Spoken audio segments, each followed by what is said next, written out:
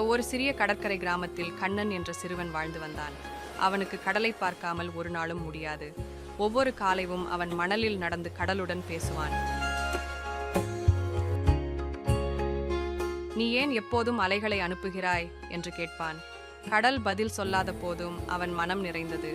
கண்ணனின் தந்தை ஒரு மீனவர். அவர் தினமும் கடலுக்குள் சென்று மீன் பிடிப்பார்.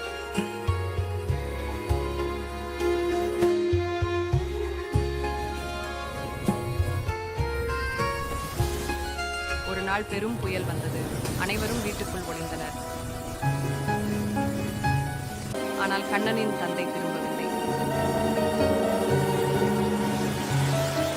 கண்ணன் பயந்து கடற்கரைக்கு ஓடினான்.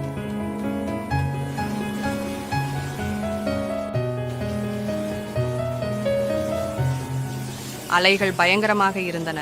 அவன் கைகளை கூப்பி கடலை நோக்கி நின்றான். என் அப்பாவை திருப்பிக் கொடு என்று அழுதான். அவனின் கண்ணீர் மணலில் விழுந்தது.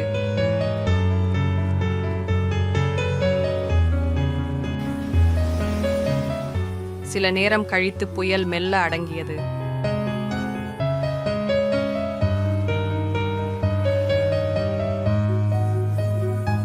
தூரத்தில் ஒரு படகு தெரிந்தது. அது மெதுவாக கரையை வந்தது.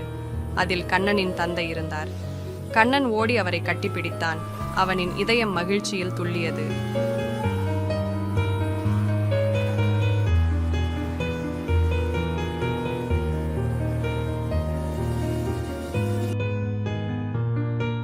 அந்த நாள் முதல் கண்ணன் கடலை வேறு விதமாக பார்த்தான். அது பயமில்லை, பாதுகாப்பு என்று உணர்ந்தான். கடல் அவனுக்கு ஒரு நண்பனானது. அவன் வளர்ந்தபோது நல்ல மீனவரானான். கடலை மதித்து வாழ்ந்தான்.